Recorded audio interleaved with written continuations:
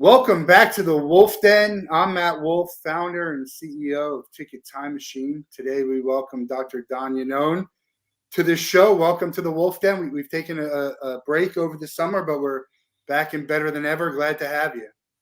Well, thank you so much, Matt. I'm really pleased to be on the show and have a chance to talk with you.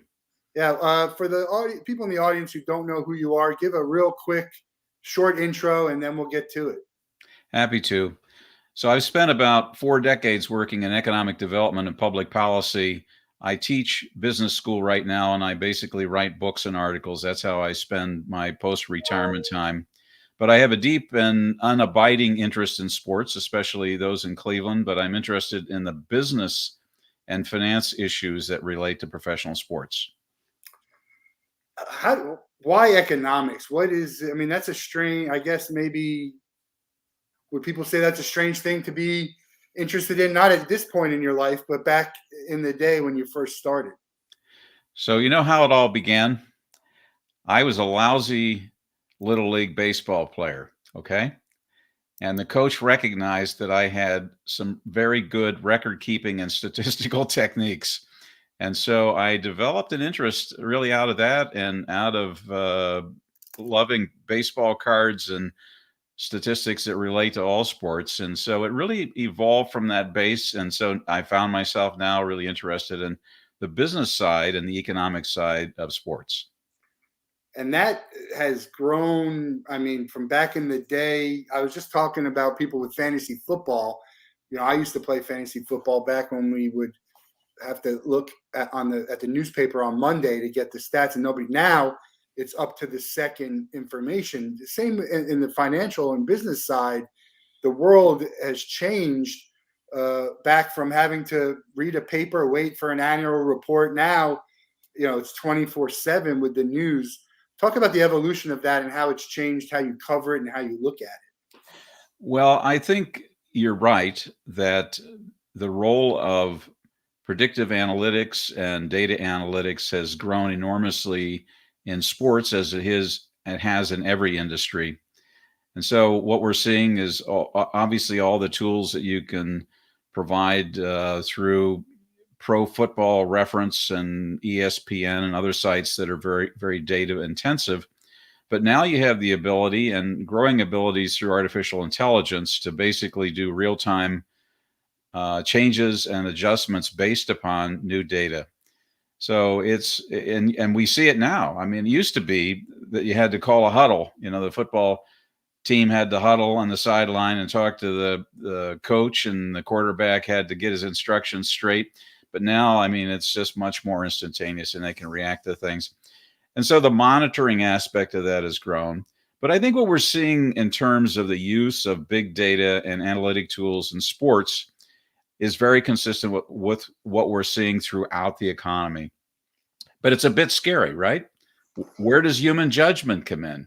What about these referees on the playing field who, they have instant replay, right? But their judgment, they've been trained to do this, and everybody looks to them as the authorities in being able to call plays. That's a great point. Like, we have instant replay and we still get it wrong. We have all this intelligence and data and we still get it wrong because it's humans making decisions. Yeah. Humans entering information to get to that point. Yes.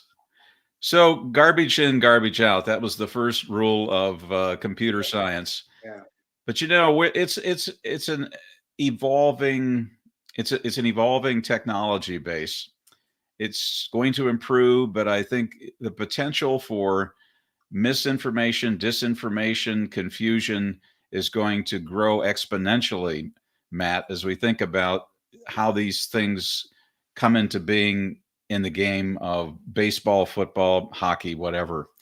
So I think we've got to be careful. It's very easy to create and do a news blast, and the word gets out there that Deshaun Watson has done something on the field, but nobody really saw it happen. But it's reported, and all of a sudden, it's global. And then they have to retract it, and they said, "Oh, we were wrong." Yeah. But now retractions on page 58, right? Now 450 million people, have heard that message. So the question is, all this technology, the way it is now, as opposed to what was before, there are a lot of downsides to it. We might be making more wrong decisions than we were previously because we have more information, we have more things to choose from, and some of that might not be accurate, but it's been stated as. Good point. And I kind of make the distinction. I do this with my students. I teach students from all over the globe, okay? And it's because Transcontinental is a European Union university. But I have, for example, Andrews, who's in Ghana. He just finished his dissertation on small and enterprise, medium enterprise development in Ghana. He's interested in sparking entrepreneurship in a government-driven economy. How cool is that, right? So basically, and I lost track of what we're going to say here. Excuse me.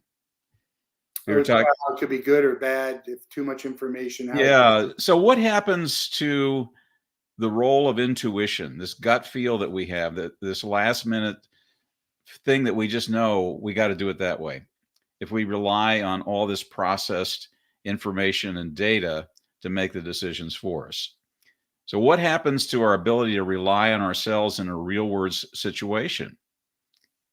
You know, I keep thinking of, I didn't serve in, you know, the armed services, but I know that, you know, in just my own reading, that a lot of decisions that had to be made were made just because, you know, a soldier really understood what needed to be done, and they didn't have any other choice. But what happens to that intuitive judgment? Do we allow that to become so underdeveloped that it doesn't exist within us anymore?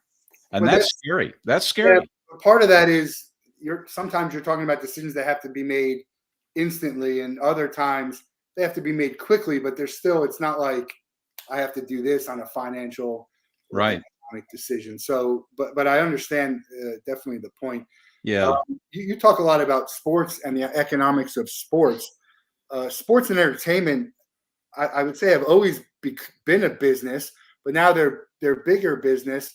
So how does the coverage of it, or even the, you know, the investment of it, how has that changed over the years? Well, I think it's scaled up dramatically. We see this with the dollar value of, you know, all the naming rights, the media coverage.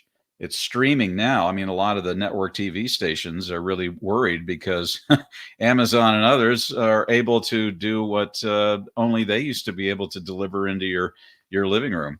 So it's all scaled up. And I think a lot of it has to do with, you know, when we talk about new value added in a business or industry, this is about being able to enhance the fans' experience. It's being able to process things a lot more quickly. And so I think you have a whole set of things that have just scaled up dramatically. And if you look at the sports analytics business right now, I think in the United States, it's about a $3.5 billion industry, and they're expecting that to double in the next 5 years. That's just in the U.S., okay? That's what we define sports analytics for. Sports analytics is all the tools that we were talking about, the use of big data, quantum computing, all the things that are being brought to bear in terms of the collection, analysis, and communication of information. It's about converting data into information in a real-time sense. But that business isn't only a team, a league doing it internally. It's also the outside world analyzing, and there's businesses around that. Absolutely. Absolutely. And a lot of the tools that are being developed for fans, you know, both, you know, in a stadium, but as well at home, will allow them to do a lot of the same things. You were talking about fantasy football, right? It's huge. It's huge. I don't know what the market value is, but I know that it continues to grow in a major way. And I know first of all, it's a great source of creativity and learning. There's a lot of great stuff that people get from that, from owning a team and running a team and making decisions. So there's a lot of really neat stuff that comes from it. But I think this is all going to just continue to grow. You know, the thing that you mentioned about entertainment and sports, you know, they are at parity now. They're almost the same thing. So, and that's happened in actually education too. It's really funny because we talk about edutainment, the intersection of entertainment and education, especially adult education these days, has to be entertaining. It has to be pertinent to their lives. But entertainment has infiltrated everything. That's a good thing. But also you begin to wonder, why are we really doing this? Is this just another way to grow and feed some addiction that we have for being online or watching TV, and I, spending I too think much time? it also drives a wedge in the fan, because do you want to win or do you want to make money and you want to entertain? Some people at the top, they're used to winning. They want to win. Some people never won. So it's like, we've never won. Let's just be a pretty good show. And then we have the Savannah Bananas, Yeah. a whole nother business. They're doing entertainment first and the sport as a second. And Yeah. I'm into them. I think it works in some respects. For some people, there's purists who don't like it, but there are Right. people who want to be entertaining. You see that in the pregame, the halftime, all this stuff around big sporting events.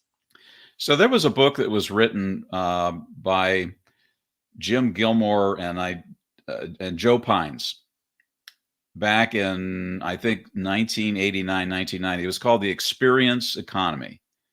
It was the first book that we really used in the business classroom to talk about this whole new growth of experience within industries like the airline industry, of being able to add all the entertainment and all the things that you can get access now, and you get your Wi-Fi access. But it's also the experience economy in the context of what we see today: fan experience, deepening, enriching. It's the immersive nature of it. I mean, I worry a little bit about the addictive aspect of this. Yeah. And the fact that we get so tied into this. First of all, we have a hard time separating ourselves, and then we have a hard time letting go. But we need processing time, Matt. I really believe that all of us need time to think. For many years, I've had a mindfulness meditation practice, and I did it because I just needed to figure out a way to slow down and not be so stressed out. You can't tell that now. I get a conversation with a guy like you, and it's just like, I'm full of energy. But it's important to have some downtime. Yeah. To be mindful, and actually just to pull back a bit and sit and listen and breathe. I wonder how much of that really goes on the football field. I wonder how much. It used to be they huddled and they said a prayer before the game, right? Yeah. So that was a quiet time. And if somebody got hurt really, really bad in a game, it was a moment of silence. Yeah. But maybe the game would be a lot better if we just had more breaks, if we didn't have this constant, it's not even a rush, it's a gush of information and communication and noise and sound. Well, they're plugging the gaps in the timeouts and for sponsors and entertainment. It's a mix between the sponsors and the. I think people generally like that. I think what would they do? Because you're not going to get all these people to just start meditating. For thinking. I think maybe it would be difficult. But that's I are you agree. a person who likes to be at a game in person, or are you get me in front of my television and on my couch, comfortable couch? Yeah, I do most of my experiencing of sports from home. I did go to see the Cleveland Guardians play the Twins last Wednesday, and they won in 10 innings, and it was a beautiful night, and it was a great game. And Progressive Field is one of the most spectacular ballparks. I agree. It is just fabulous, and everybody was totally into the game. They were the seventh inning stretch had not changed from the time that my dad and my uncle took me in 1960, Matt, to see the Pittsburgh Pirates just before they clinched the National League title, and then went on to play the Yankees. And I was not at any of those World Series games, but as we all know, the Pirates, through a Mazeroski home run, won that game, even though throughout the whole series they were way behind. But it was a great experience at Progressive Field. At Forbes Field, when I was 10 years old, 1960. It was an amazing experience. And we had none of this other stuff. None of this other stuff. But baseball is a different animal. I go on a trip with my friends every year, and we go to Major League Baseball, college football, and pro football. And without a doubt, Major League Baseball is the best experience socially with your friends because you don't have to sit there for 9 innings. I could walk around.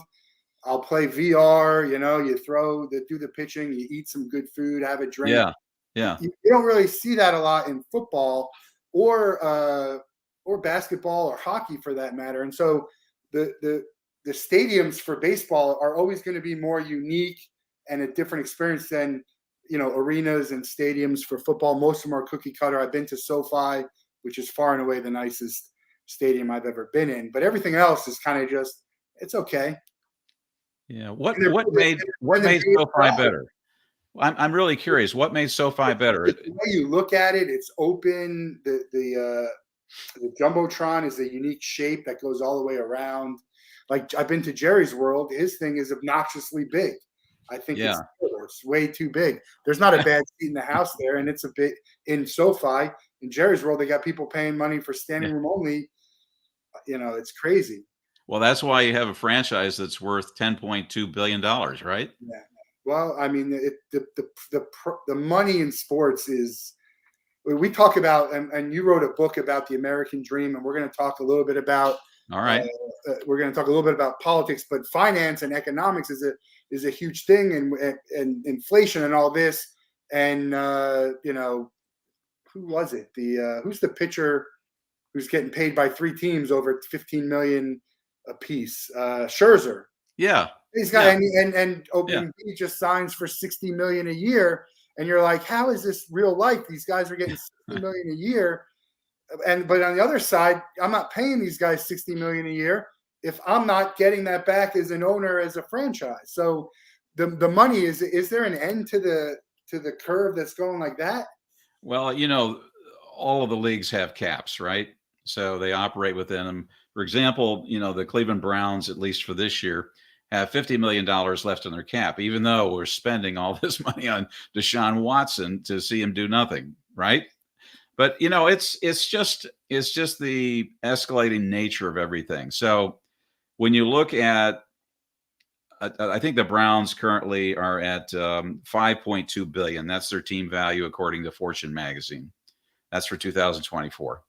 That team was bought for 600, maybe it was less than that, less than $600 million. And that's what it's worth today. It's good return. I wish I could do something even in a small percentage wise that would equate. There's only a handful of businesses in the world outside of sports that, you know, could have that, where you start something that's small and it gets bought out at a huge number. And most of that is just a corporation trying to quash their competition. Well, I think you're absolutely right. And, you know, you were saying earlier that you wanted to segue into American dream and politics. So there's a thread that connects the political world and the characters in it, and the sports world and the characters in it, and the larger entertainment world. And that has to do with the creation and capitalizing on celebrities. I mean, that's what we have today in politics. And that's one of the things in my book. I say we really need to understand people's qualifications to represent us in Washington or Columbus or the city Cleveland Council. We need to know that they're really qualified to do this job, because these are important decisions that they're making. And too often they're ill prepared to do it. Well, I think I agree with that. I think how do you protect that? Because there's been a lot of people who've crossed over who have done fairly well. And you know, I took it someone like Al Franken, who was an actor, right? Right. Yeah. Did very well. And then you look at someone like Tommy Tuberville, who was just popular, right? I mean, people like. So you talk about if like The Rock ran for president and Cuban ran, if these guys ran for president, they'd get votes. There'd be a ton of people for no other reason other than that's who they are. Well, Ronald Reagan and Arnie Schwarzenegger both did the same. Yeah. Reagan, by the way, and this is not just my observation about him, but many, that he's probably one of the best communicators we've ever had as a president. People loved to hear him talk and deliver a message. He really was very, very effective, and he surrounded himself with talented people. Peggy Noonan, who now writes for the the Wall Street Journal, was, I think, his first communication director. So she obviously carried her skills into a new arena. But I think that how do you get past the whole celebritization of politics and everything else? It's really a function of media, all types of media, and increasingly social media. People love being a fan. They love being attached to someone who is perceived as very popular and is great, because it feeds their own ego, makes them feel good that they're a part of something that other people value. Well, But unfortunately, it's not a good yardstick for deciding who you want your legislator to be to vote on really difficult tax policy bills in Washington. Yeah, I used to say, used to watch the Who Wants to Be a Millionaire, and I used to say, if I was on Who Wants to Be a Millionaire, and you asked me who the press secretary was, I would be out of luck. I wouldn't have any idea. I wouldn't know who to call, pre Donald Trump. I didn't even know they did that. And I follow it loosely, but I didn't even know they did it every day. Yeah. I had no idea. But now, so in a sense, when you learn about who someone is and find out, maybe you've done something wrong. I look at that in almost like the NFL owners too. Like, people know Jerry Jones and they know, Kraft won. But generally speaking, you don't know the owner of the team. You don't know who the politicians are of these unless they get in the spotlight for some reason. And generally, that's not a good reason why. Right. Well, this is all part of the growth of the communication industry. I remember, so I spent 15 years at Cleveland State University. I headed 2 centers that had to do with economic development and the environment. And so it was a great job, great time. But we started a communications department, and it was just a tiny little department. It's exploded now, and all the great things that they're doing because of, digital media and everything else now. But it's the demand for communication unto itself, and there's not any jobs for journalists. I don't know if you know many journalists, most of which are freelancers, unless they're really good and they've been. And emphasize on the word free, because there's a lot of people who don't get paid to do. That's right. You're right, because you love to write. But communications unto itself, such as being a reporter, a newscaster, and then all the inside jobs, the behind the scenes jobs that go on in corporations, that go in to the big media companies, that go into the sports teams. It's amazing the staff that the Cleveland Browns, for example, has just surrounding communications. And a lot of it has to do with managing important relationships. So this is where partnerships, relationships, things that have to do a lot with money, you have to keep these people informed and happy because they've got a stake in you. I got to tell you, they're going to have to communicate a lot with Huntington Bank now that name sits on, the Browns field right now. Yeah, and that's another thing. We talk about the, obnoxious amount of money that's paid to sponsor and get your name on stadiums and arenas, but again, they're not spending that money unless they think it's coming back to them. So right, it's I don't, short of like the crypto thing in Miami that just when these people always think, and I don't know, I don't see it, but I guess someone else, there are people there who are analyzing this to say, yeah, this is a good deal for us. So, Matt, advertising done right works well. It does. And so that's why you have the competition, for everything, like the extreme things of who's going to be the big show in the Super Bowl, right? This is really a huge deal, but you have more eyeballs on you than you could ever have otherwise. So that's why people do it. But advertising works. It needs to be a part of an overall strategy. You have to know what you want to get done. Right. You can't just spend money to capture people's attention. That has to convert into sales. It has to convert into enhanced relationships, sort of things that you need people to help you do. So you're right. The naming rights thing in some ways seems kind of silly, but actually it pays off pretty well. And we don't know, by the way, what the terms are. And Legend in New York that basically arranged the deal with Huntington and the Browns, we don't know what the details are. So you know what they did with you were talking about the Sophie Stadium in Los Angeles, right? And how great it is. So in that case, all of the naming rights money was paid up front, $600 million, and it was used to help finance the stadium. So the Browns and Huntington Bank could do the same thing if they wanted to and if they needed to. Both parties have to agree, but as opposed to paying, and I don't know what the number is. I don't know what Huntington Bank paid, but let's make up a number. Let's say it's $20 million, okay? $20 million a year over 20 years. So they could pay that all up front, and that would create, money that you could do a lot of things with on that stadium. Wow. Yeah. I'm as big a sports fan as anyone else, but is there a feeling that it's wrong that all this money is being spent and we have all these problems with, economics and finance in the world? Well, I think the extremes in terms of wealth, and I talk about this in my book, that 1% of America's population controls 33% of America's net wealth. But also it's important to know that over 40% of the individual income taxes paid to the IRS are paid by that 1%. So there's still a lot who aren't. That's a lot. That's a lot of bucks. Yeah.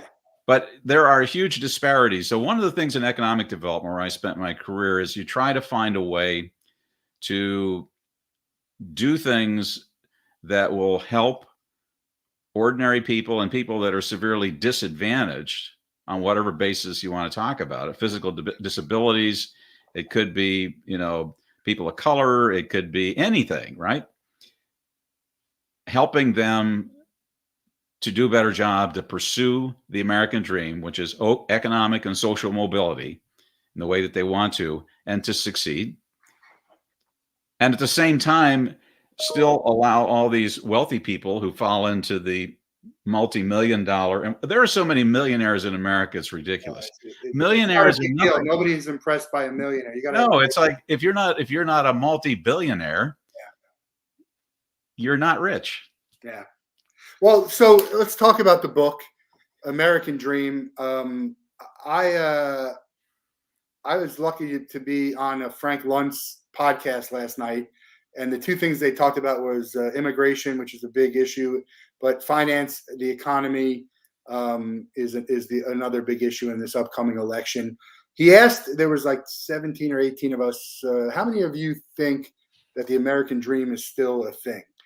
And almost everyone said no. Mm-hmm.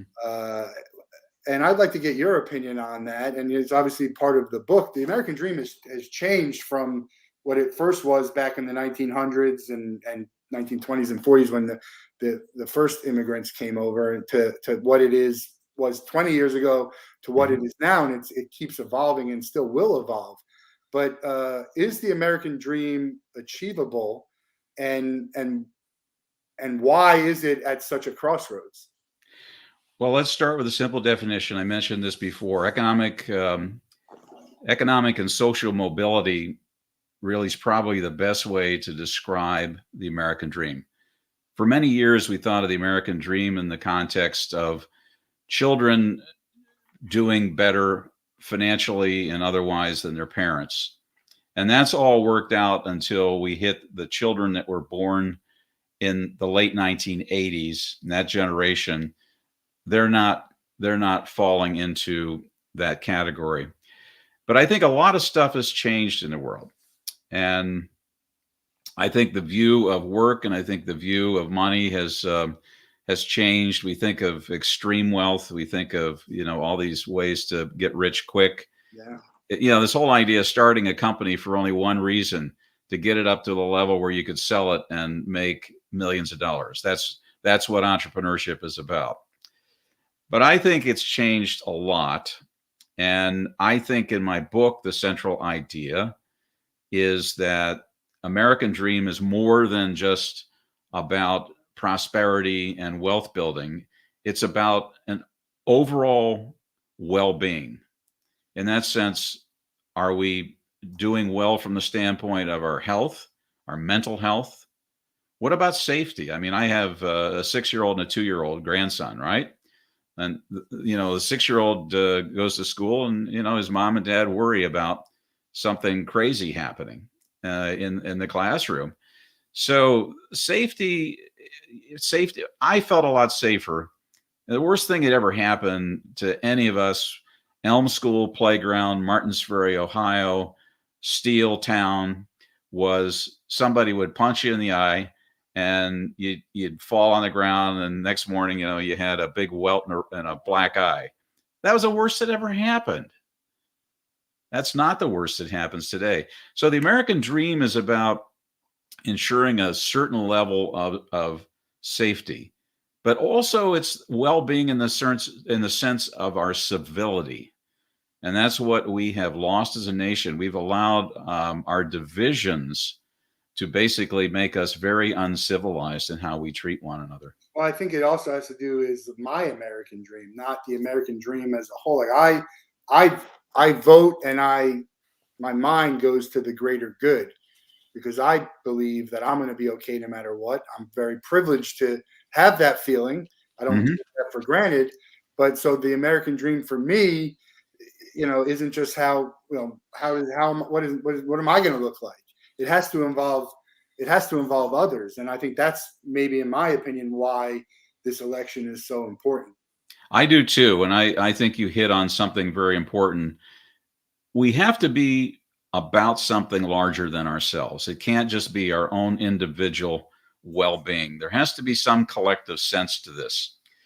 And I'm not arguing in an extreme collective sense. I mean, we banter around the words socialism and communism all the time, and we'll talk about capitalism. So this is something I can relate to from a business classroom standpoint, right? Andrew says to me, he says, Don, you don't know a great deal about what it's like to be in Ghana, but I'll tell you that you have far more freedom and opportunity that is available to you than most of the Ghanaian people do, even the very wealthy Ghanaian people. He said, we believe in our own version of the American dream, which really has to do with being more self-determined, to be respected in the world as African people, but also to be successful financially and educationally. And Andrews is extremely well educated. He has an undergraduate degree in business. He has an MBA. He has another master's degree, and he just finished his PhD. And he is going to be a teacher, but his biggest dream is to enable other African men and women to start businesses and be successful, help them sell their products and services worldwide. I saw a movie called The Uglies on Netflix, and it was, when you become a certain age, you get this surgery and everything changes to where you're beautiful and you're everything, and you go into a separate world, and it's kind of, that stuff kind of separates everyone. So if you're only looking at the American dream being a success and you being successful, there's going to be way too much uneven, even at the middle levels. We're not even talking about the higher levels, which it's not going to be great for you and your circle. So I don't understand why people don't really look at the bigger picture to say, like, look, we know it's not on a level playing field. But right. even for the people who are on a level playing field, you would want it to be, as even as possible and have them have the same opportunities. But it isn't that way. And again, saying this as a white male who, Billboard about it, but it's all set up for us. Well, I think we do come program with a lot more advantages than a lot of people do, just because of race. But I have to tell you that writing this book educated me, because I didn't have a good grasp of the issues, let alone where the two candidates that are before us, what their positions are, which we're getting an evolving understanding of. In some case, a lot of confusion around it. But you know something, Matt? I want them to listen to what I have to say. You could tell me all you want to say about tariffs and you could this, and that. What I want, what I want us to do in the federal government is, number one, reform campaign finance so people cannot get away with spending hundreds of millions of dollars to buy elections, to buy, votes on things that are important to them. I want us to actually tackle the $36 trillion federal debt that we have. I want us to actually look more closely at what the federal agencies do so that they have independent audits. Sorry, I want to interrupt you because before I forget, Yeah. there's two things I want to touch on with that and get your opinion because Yeah. that's your world. The first thing is the amount of money spent on elections, and even not stuff that's being done nefariously, just stuff that's it makes you sick to think about how much money is being spent on. We don't need. I get emails from all the time. Hey, you don't need my money. I Just know. keep showing what this person said on television, or just tell them what you want to say. You don't need my money. So that's one thing I think we spend way too much money on, that we need to find a way to cut it by 90%, let's just say. And you can still have effective elections where you have two people get up on stage. If they answer the questions, that's a whole nother conversation. The second thing I want to ask you is the deficit. Why is that such a big problem? If it's 34 trillion and we knock it down to 32 trillion, which is a huge accomplishment, how are we much better off? It's still 32 trillion. We still explain to people why that's a big deal. Well, let's take the second issue first. So this is an albatross that basically is hanging around our neck. Okay. No one's fixed it, by the way. I know. Sound like this. Everybody who takes office as the president or as a member of Congress, they have their own ideas on how they're going to spend our money. So what's problematic about that is that David Halberstam used the term in his book many years ago. There is a day of reckoning that's going to come. There is a day when things will crash. Things could get even worse than the Great Depression. And it's only because the stock market and a lot of other types of investments are rooted in psychology. This is behavioral economics that's at work. This is really convincing people that they just need to believe it's so, and that you're going to move forward and do it. Like monopoly money. Feels like monopoly money. Well, it is monopoly money. And we have. If everyone wanted to cash out all at once, it wouldn't be possible. Well, $36 trillion is a lot of money that's invested in a lot of different things, and it creates a lot of different vulnerabilities. At one time, the largest holder of our U.S. debt abroad was China. That's hardly anything anymore. We decided, well, we don't want them to have that big of a rope that they can tie around our necks. But I think it's very dangerous. And when you have a highly leveraged economy, and this is a very highly leveraged economy, and we keep doing things to keep it going, where we basically want to grow as fast and as big as we can. And there's a danger to that. That's how you get to a $36 trillion debt. So my argument is we need to slow down government by more carefully defining the role government's going to play, not in terms of just regulation, but in terms of how government is a source of revenues to the economy, whether we're talking about defense contractors, whether we're talking about the funding that goes into social service agencies, anything you can imagine. So the government plays a huge role in the economy, and most people point to the role of taxation and regulation of business, or they'll talk about things that affect our individual liberties. And we've got several of those that are under discussion now. But it also plays a role as an actor. It is an economic actor, and it's huge. It's huge. $24 trillion a year budget, $36 trillion debt that sits out there. So what happens if this crashes? If let's say we get sideways with North Korea or Russia or China or Iran, and all of a sudden something happens that we have no control over, that's when national security and economic security are going to clash, and it's going to be ugly. So that's the kind of thing that we're vulnerable for. We've survived all of the wars that we faced in history, in the history of the United States. We have. But now the wars are not our own, but it's essential. I mean, I don't, I'm not an expert in it, but we need to support Ukraine, right? Because otherwise, there's so many other factors in how that would hurt us. But that's I agree. That's a big debt. I agree. So lots of things could happen. We've just been very fortunate that we've been able to sidestep any real catastrophe. I use the term in the book that the government, the federal government I'm referring to in the book, is on the edge of systemic collapse. And it's because that we wait until the last minute. We have all these political battles between, members of Congress. And then we have every year it's the debt, and it comes to the last second. It's like me calling my Sirius XM subscription where they say, oh, it's twice as much. And I call them and say, we do the same song and dance every year. I know. I have that same thing with them. Yeah, it's the worst. I'm like, look, we do this every year. Just give me the lowest deal you have. We'll move on. Yeah. It's not my fault you paid Howard Stern $500 million from your and now Joe Rogan, whatever. I mean, who knows? So that's another thing. We have such a market. I don't know. How do you consider what you do with your podcast?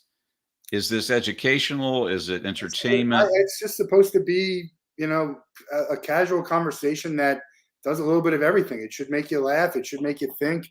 We want to educate when we can, and I think this is, this type of conversation is great because one of the things I say is that there's such the consumer, the average consumer and citizen is very uneducated about all of these topics, and they hear this stuff and they repeat it. It goes to what you said. Yeah. So something that's not true now gets repeated. Yeah. And talking points and all of that. It's very hard to fight. And now you spend all this time fighting it instead of presenting your case. That becomes, that's a tough thing to do. So, when we talk about the deficit in the election, like I always in my life have felt whoever's going to be the president, we're going to be fine. I even thought that the first time Trump became. I was very upset about it, but I said, well, we'll be fine. What's the worst that could happen, right? Because in theory, they don't have the power. It's the people that put around them and the people that get elected. They have some power. This election, I get worried. I still think we're going to be okay. We still talk about the deficit and all that. I still think we're going to be okay. You and I are going to be okay. Climate change, you and I are going to be okay. But at some point, someone's going to have the negative effects of it. Now, is that in our lifetime? I think probably not, but that doesn't mean that we shouldn't think about it. We need to leave everything better than when we got it, right? I agree with the whole thing about in a lot of ways it doesn't matter who's in office. And I'm not just talking about the presidency right now. Right. But it doesn't matter because the world goes on, because you've got, different influences have been set in motion. That's a thing I talk about in the book, is that we really shouldn't talk about what happened to the economy when Ronald Reagan was president or George Bush, because the economy has a life of its own, and it's a function of decisions that were made historically, policies that were put in place or were not put in place. And so it continues to move forward. It's very dynamic. Yeah, garbage in, garbage out applies to that too. That you make a bad decision. It does. Yeah, it does. But you asked a question about campaign finance. So the real area that we need to have an impact is in the super PACs, the super political action campaigns, which people can pretty much get away with anything that they want to give. And I don't think that's right. So nobody really fights it because so many people are benefiting from it. Network news is not going to fight it because they're getting the advertising bucks on this, right?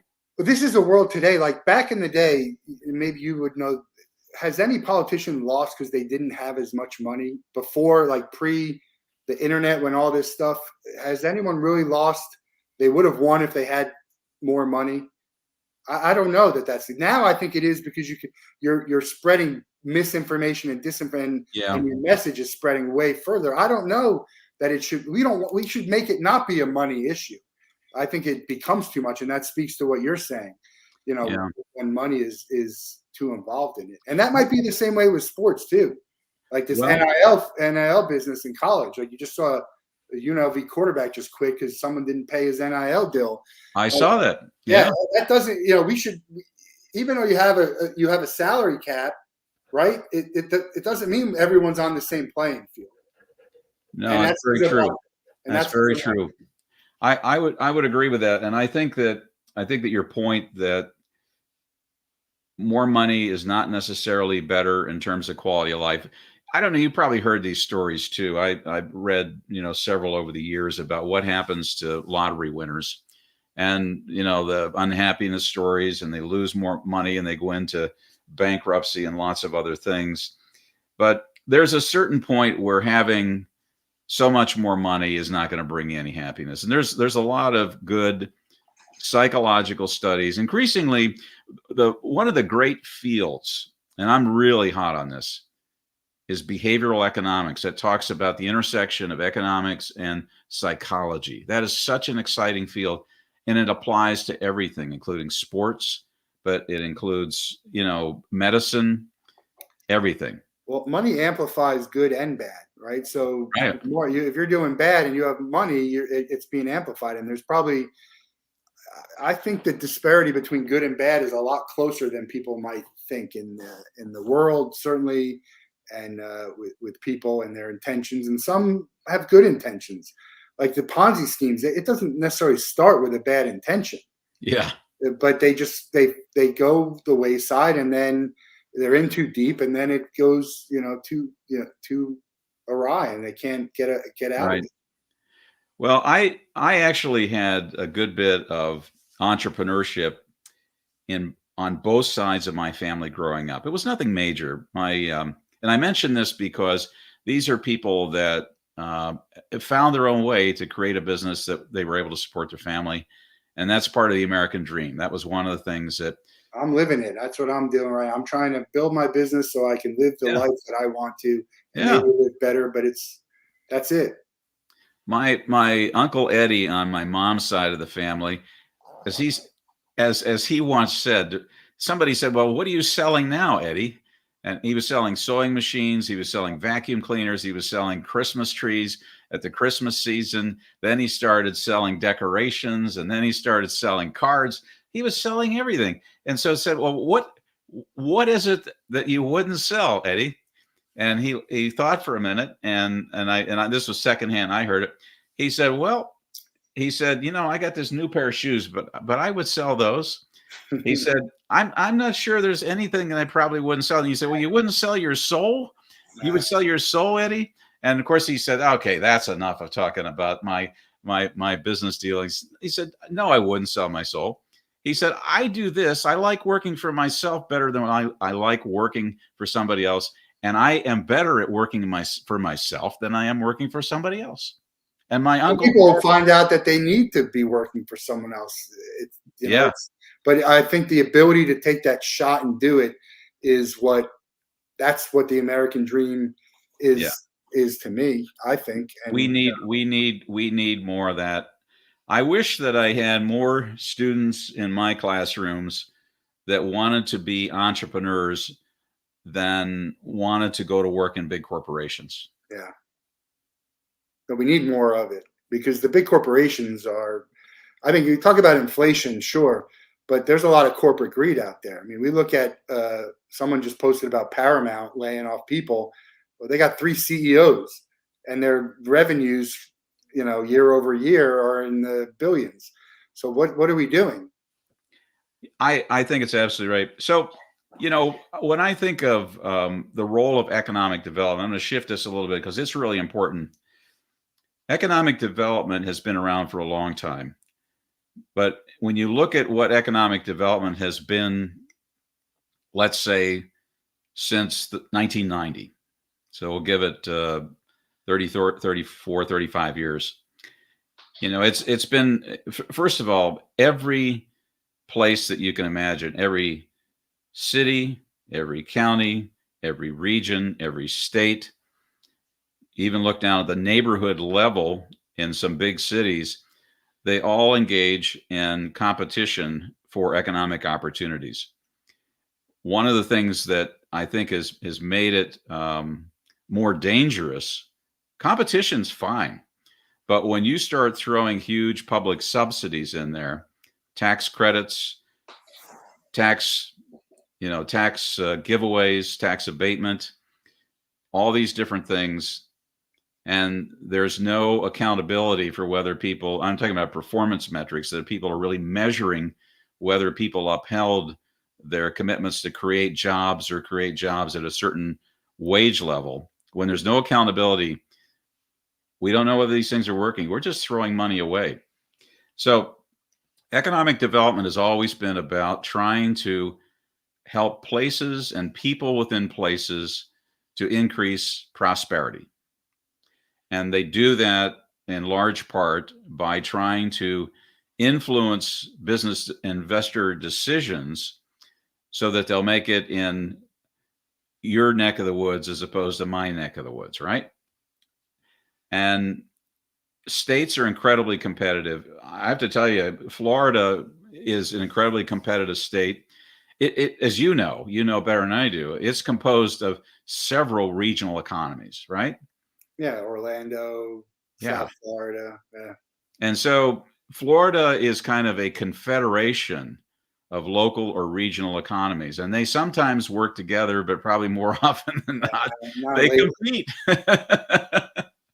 when they shouldn't compete, but not everyone has. A lot of it has to do with intentions too. We talk about Yeah, the economic development and building. Like not every stadium needs to be rebuilt. I agree. And some people are rebuilding these and getting these facilities in these areas to line their pockets to inflate the value of their franchise. That's exactly why. Yeah, yeah. That's it. That's why we do this. That's why everybody wants a new stadium to play in, an entertainment complex surrounding it. But economic development, I think, has learned a lot by its mistakes, because it was once seen as this candy store where corporations could basically, rake in all these dollars for things that they would have done otherwise. I never quite understood why we reward companies for creating jobs. They need to create jobs. They need labor. They can't survive. Labor is a vital ingredient to their business success. Yeah. Why should we reward them for that? Well, they're getting rewarded for cutting jobs. They're getting rewarded for cutting jobs. But I think it's just kind of we've put the emphasis on the wrong things, and sometimes competing for things that we don't really need to compete for. But that isn't that free market. Like you can't tell these corporations how to run their business It is free market. in the inside the infrastructure. Sure, there's things that you can do, and they don't want to do it. So No. that's the problem, right? I don't know how we fix that. Well, corporations see locations, whether it's South Florida or whether it's Greater Cleveland. They see locations, well, in many ways, but in a simplistic way, they see them as a supplier of an operating location that has certain resources and certain Benefits. certain benefits. No state tax in Florida, right? So, it's a supplier of a location, just as they have suppliers if you're making Apple iPhones, you have suppliers of microchips and all kinds of other things. It's a supply chain. And so location and the labor market and people become part of that whole supply chain. It's not just the widgets they buy, but it's the people that they hire. And that's kind of a transactional way to think about. No, but that's how they do it. I mean, It is almost like an inmate. Yeah.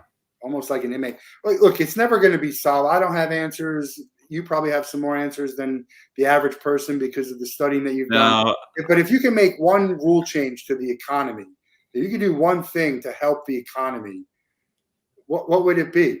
Do you have an idea? Do you think yeah, about I that? sure do. I sure do. And that's only because it's something that comes up time and time again with students who ask about businesses and economies. It's the difference between quantity, as we think about the amount of growth and the rate of growth, versus quality, which has to do with the sustainability of growth and what growth is composed of. I don't think we need to put a great emphasis on creating more retail shopping centers, to be honest with you. And Amazon is taking care of a lot of that anyway, but these centers kill each other off. Yeah. So How it's do you not do? about having How do you more. do that? How do you consolidate? Well, I think local areas can use their sensibilities about what they are and aren't going to use their public resources to invest in. Are you going to create another retail shopping complex that's going to kill off the one that is 10 miles away? Is that really what you want to do? And that's going That's to a be lot of abandoned? based on incentives, right? Yeah, well, it's incentives, but also real estate developers get paid up front. Yeah. Doesn't matter So, what happens afterwards. but the answer to your question, it would be to emphasize quality over quantity. And that means sacrificing both the rate of growth, but also what comprises growth. But is there a law that could help that? That's what I'm trying to say. Like, what can government do? It's not a law that they could pass. It's an ideology. So, what do you incentivize? That was the question you had asked earlier. You put incentives on the table to encourage certain things. So, I think we need to really encourage more sustainability and development. We used to call it smart growth, which is that we weren't developing new places at the expense of olds. That's what inner ring suburbs did to inner cities. They cannibalized the downtowns, they cannibalized the neighborhoods.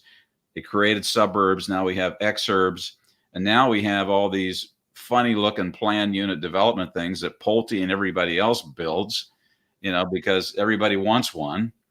So, it's not a home, it's a residential unit. And, so it's just the craziness that goes on where what we have, we put in jeopardy by something new that we create.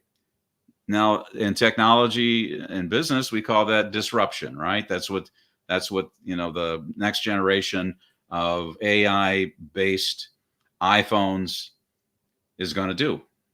Someone was just talking about the amount of energy that it costs for AI is outrageous. And no It's one's huge. even talking about that. Yeah, so that's why actually there's a lot of conversation within the electric power industry about that, and a lot of worries that we're not going to be able to keep up. So it is a concern, but the question is, what's the basis for generating electric power? Very few of us have the advantage that large parts of Canada have. It's not hydropower. So are you going to go back to fossil fuels, carbon? You're going to use coal to basically fire up, which is the story in Ohio. And we've done a lot of that over the years because we have a lot of coal that was cheap. Are you going to rely on natural gas?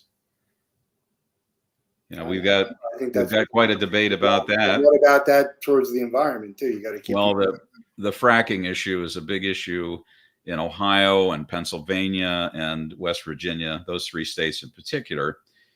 But yes, you're right. The electrical demands created by AI supported activities. These little chat bots, these guys use up a lot of energy. My wife shared an article. Not very helpful, by the way. Generally speaking, very few are helpful. No, I said to him, would you send out for a Caesar salad for me?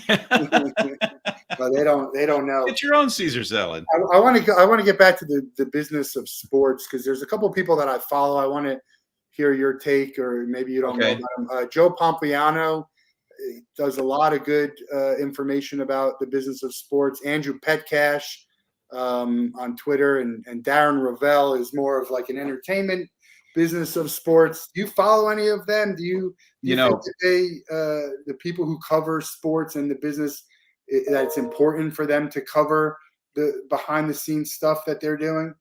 I don't cover those three. I really I've written down the names of the two. Tell me the third person you mentioned. Aaron Rovell, he's Yeah, he's Aaron an Ravel. ESPN reporter. Yeah, He's probably the most famous one who covers about sports. yeah. Big I Twitter have heard his name. personality, and they So what? started a business that reports on collectibles and the business of sports. Is there a Yeah. difference between the business of sports and the economics of sports? Well, I think when we talk about the economics of sports, we're really looking more at the industry itself. And I think we're looking at the role of sports in society. When we're talking about the business of sports, we're really talking about whether a sports franchise is going to increase its valuation, how it's going to do that.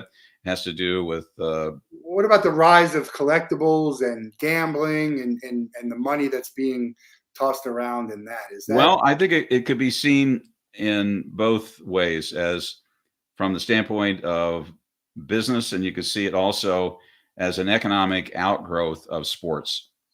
And that, by the way, ebbs and flows, as you know, when you think about collectibles. But you mentioned three great guys, and I've heard two of their names. I don't follow them. I do follow Sports Business Journal and a bunch of other publications that I think do a pretty good job. Um, I tend to also just read. There's a lot of sports economics journals that are academic things, and nobody in their right mind would read them, unless you teach so? Who would you sport. recommend if someone wants to get more into the economics and the business and whether it's sports or maybe it could be politics? Who do you?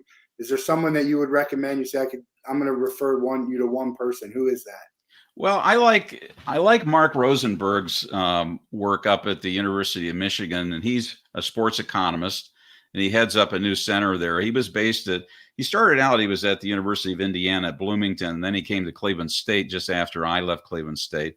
But I think Rosenberg does a pretty good job of getting at a lot of these issues from a deeper research standpoint of understanding the costs and benefits of economics. But he does a good job. I can send you a list of some names. I'm blanking out on it now. Yeah, I'd be curious to hear There's that. and I'm going to also send you a copy of my book, just because I want you to have it. Okay? Well, I'd love to read it. The Yeah. one thing that I think has been underestimated, and maybe they're trying to chop it down, is there's so much money in sports that the reward is much greater than the risk with regards to cheating. And so, Yeah. it's just that's how that you got to get rid of that somehow. But people fail a drug test, they get a slap on the wrist. Meanwhile, they just got $150 million contract. Michigan guy cheats, steals the signs. They win a national championship. All the glory. He goes to the NFL. No way. Did they do that? I don't know. That's what they said. Ohtani. I mean, I'd love to believe Ohtani, but Yeah. it's a tough story to believe. And meanwhile, this guy might be the greatest baseball player we've ever had. It's just amazing. Yeah, It's just amazing. we're gonna wrap up here with a couple of quick fire stuff. Yeah. Who's your Mount Rushmore of sports? Your four favorite sports athletes of all time. You personally, don't have to be the best, just your favorite. Yeah. Any So sport. so in baseball, it's really easy. It's a Roberto Clemente from the Pittsburgh Pirates, and I just had too many great experiences in my childhood around that. Um, when we think about football, I think back of the days of the Green Bay Packers, and I loved that team. I loved the configuration that they put on the football field, whether it was Forrest Gregg, it was the whole team. I think there's something about that. Lambeau's Basketball. top five. I've been to top five football experience as a fan to go to a game. If you're not a fan of the team, top five, I think. You mean to go to Green Bay? Yeah, to go to a game at Lambeau. Oh yeah, my sister-in-law grew up in Green Bay. They live in Missouri, but they go up there every chance they can because they have tickets. Yeah. But I think from a lot of people when they hear this, they'll probably want to send me a nasty email or something. But I really like LeBron James. I like where he came Out of from. 80 gets is insane. Yeah, I didn't like the fact that he left Cleveland. He's just like a lot of people, but I like the guy. And Here's the thing with LeBron. I'm a Gator, so Tebow, was a big influence on. if you ask someone like Mr. Rogers, if you found out something about Mr. Rogers that was nefarious, you'd be like, no, there's no Yeah. way. I look at that way the same with Tebow. I don't necessarily put LeBron James at that level, but he is towards the higher end of people that I would be surprised that something bad was that he was doing. So I don't understand the hate, but the people love to hate the best and the people who do well, and who knows. Well, I think that's all very true. I think in the order, I've always liked baseball slightly more than football, and I've liked football a lot more than I've liked basketball. And I really don't pay a lot of attention to hockey. I don't. I wish my two sons did. They played hockey, but personally, it's not a sport that I really pay a lot of attention to. It's a great sport, Well, and tennis, you're fourth. You got a fourth to put up there. It could be tennis, tennis. It could be golf. yeah. But it's interesting. So part of what brings me back, I told you the original story about being into stats and all those kinds of things that kind of made me interested in the business of sports and the economic of sports.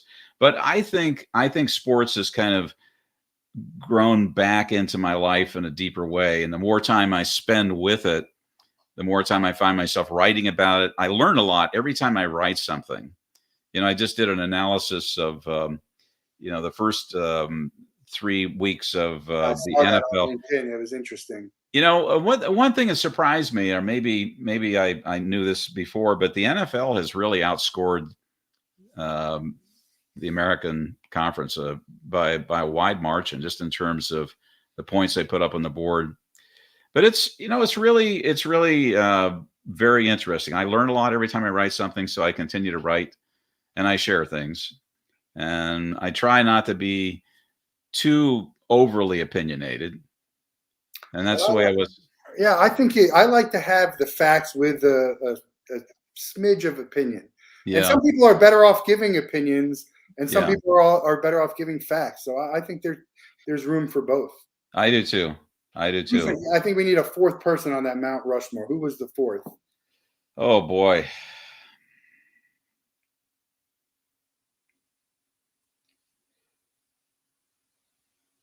Well, I had a lot of favorite players for the Indians. I was a real fan of that team of the mid '90s that was on the run. That was the Albert Bell. That was the Manny Ramirez team.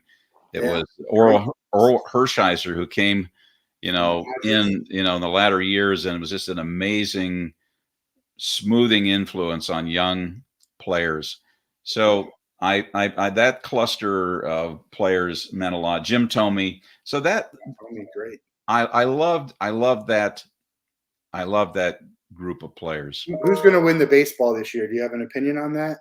Well, I know who I want to Who win. do you want to win? Well, I want the Guardians to Oh win. yeah. It's about time that we wrapped it up. We had our chance in 2016 with the Cubbies, and yeah, they deserved it. I I think mean, we're looking at a Dodgers Yankees, and that would be that'd be a monumental matchup. well, the Dodgers have to get past this whole plague that they have Yeah, around postseason. It's just yeah, ridiculous. They put up great teams. yeah. I Kershaw's would love to numbers see. when he I would was love to see one of those old rivalries like you talked about with yeah, the that with would the be Yankees. And I mean, it's just it would be an amazing. It would be an amazing yeah. If you don't experience. have a dog in the fight, that'd be an interesting series to watch. If Yeah. you could take over one franchise in the world from a business perspective, what do you think is what would it be? Are And it you doesn't have to talking be about a supposed- sports franchise? yeah, a sports franchise. It doesn't have to be what's worth the most. Something that you think is on the way up, regardless of maybe what it's worth. What would you Well, like? You snap your fingers and now you're in charge. I think if I were really going to look at it from a business standpoint, it would be women's sports. Really, that's And really they get where they need to go. I mean, they're they're making noise. well. I think you're going to see more. I think it's going to do a lot for the sports world, but I think it's going to do a lot for women. Yeah, I'm all for it. I So don't I watch a I would lot of put it, but I watch the important stuff, and I that's would put my my money there if I had money to put someplace. Yeah. Yeah. We're going to let you out of the Wolff Den with the same question everyone gets. You can spend 24 hours with anybody in the world. They have to be alive and you can't be related to them. Who would you choose and what would you guys do? We've had a lot of interesting answers. This is 325. We've had a lot of Wow. interesting answers, including Putin, which obviously we can't make happen. Wow. Now that is a question that I have never been asked. It's got to be Just off alive. the top of your head. No, they have to be alive, Jeez. just in case we can make it happen. With enough money and influence, you can make anything happen. So we're going to try.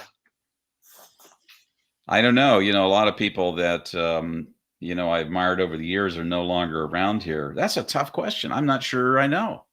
Well, what comes to the top of your mind? There's so many great economists and sports figures and even politicians. I don't know. I Nothing. don't know. I would really have to think about that because it's just usually things come to me just You can quite think blank. about it and you'll get back to me and we'll update everyone. Really appreciate your time here. It's stuff I really love to talk about. Well, I'll Sports. tell you who I'd like to, from a writing standpoint, spend some time with, and he's not some No, he's that's not a fine. James Patterson.